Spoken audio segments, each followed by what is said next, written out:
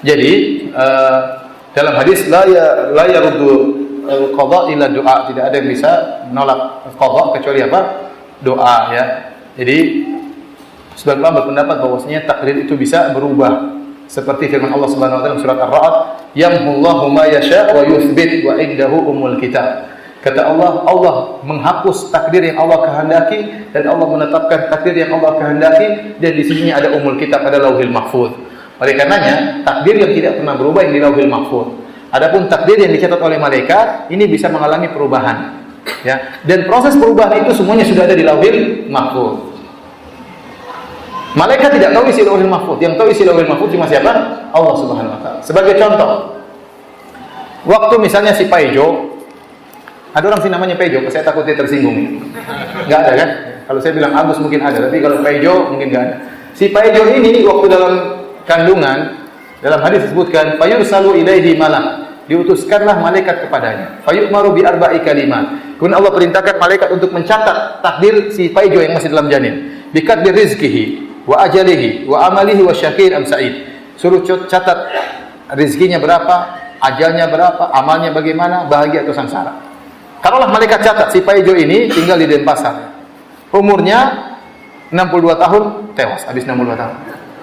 Kemudian rezeki dia dari lahir sampai meninggal taruhlah 1 M, cukup untuk dia hidup selama dari sampai meninggal dunia.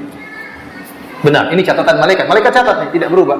Tahu-tahu kata Nabi SAW, man ahabba an yubsata lahu fi rizqihi wa yunsa'a fi athari falyasir rahimah. Barang siapa yang ingin dilapangkan rezekinya dan dipanjangkan umurnya, maka hendaknya dia sambung silaturahmi.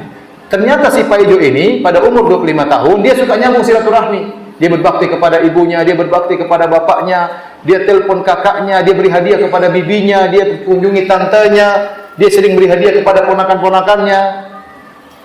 Sering menyambung silaturahmi, sering telepon saudaranya. Ya. Akhirnya Allah bilang malaikat itu ganti tuh. 63 ganti 100. 62 jatuh menjadi berapa? 100 tahun. Kebanyakan kali. Tambah enggak, 80 aja. 62 jadi berapa? 80 tahun. Kenapa? Nyambung silaturahmi. Itu 1 M ganti jadi 40 M.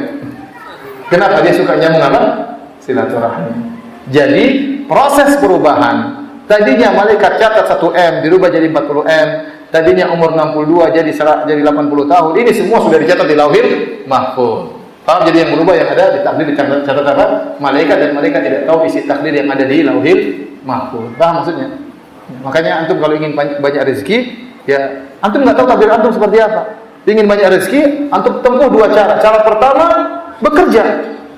Kalau mendapat rezeki, cara kedua, tempuh cara-cara yang syar'i yang di luar nalar kita. Contohnya seperti apa? Seperti nyambung silaturahmi.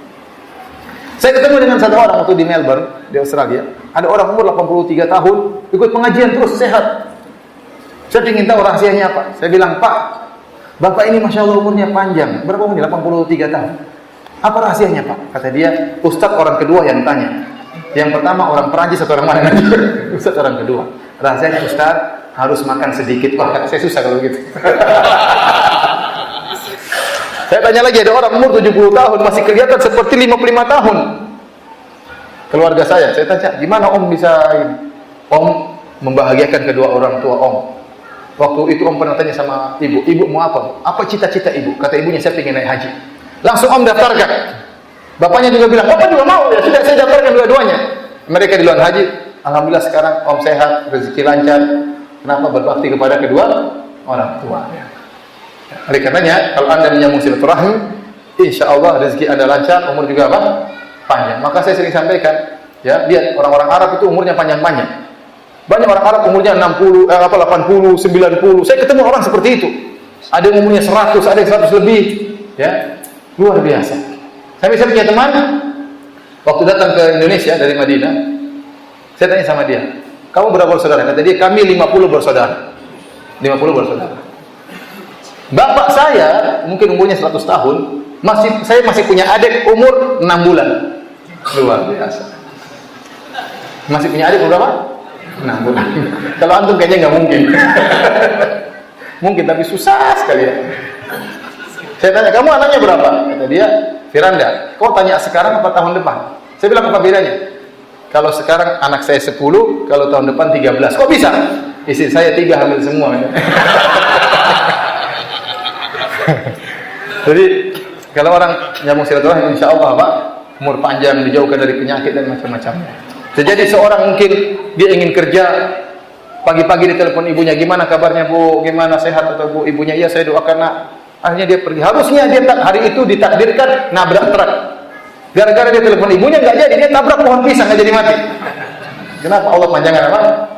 Jadi kita cari rezeki dari sebab-sebab yang materi, real, kerja, buka inilah, buka anulah, tapi juga ada sebab-sebab yang di luar nalar kita, yaitu berbakti kepada orang tua, nyambung silaturahmi, telepon tante, telepon bibi, kasih hadiah kepada mereka. Kata Allah, wa atal mala ala hubbihi zawil kurba, orang yang memberikan harta kepada kerabatnya padahal dia cinta kepada harta tersebut. Silaturahmi butuh apa? Butuh pengorbanan. Saya sering silaturahmi, Ustaz, apa? WhatsAppan saja gratis.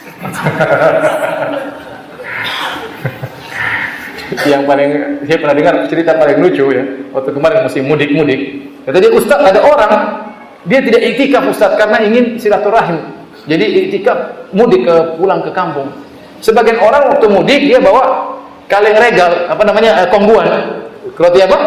Kongguan. Nanti dia sampai ke rumah orang tuanya dikasih beras 2 karung. Jadi modal kongguan pulang bawa apa? 2 karung. Ini ngerampok orang tuanya. Antum dikasih beras ambil, tapi kasih duit juga sama orang tua, jangan pelit. Orang tua sudah nunggu-nunggu malah ngambil apa? Modal kongguan, ambil apa namanya? Beras 2 karung. Ada orang seperti itu. Jadi intinya antum tidak tahu takdir antum. Gampangannya, antum kalau ingin gampangannya kalau saya tafsirkan hadis Nabi seperti barang siapa ingin rezekinya panjang, rezekinya banyak, umurnya panjang, maka sambung silaturahmi. Sama seperti saya bilang, barang siapa yang ingin kenyang ya makan. Ini sebab yang zahir, ingin kenyang ya apa? Makan. Kalau enggak makan ya enggak kenyang. Nanti kalau ingin rezeki lancar ada sebabnya, sebabnya cari rezeki, sebabnya nyambung apa? Silaturahim. Bukan berarti kalau Anda makan takdir berubah, tidak. Itu sudah ditakdirkan, Anda makan sudah ditakdirkan. Paham?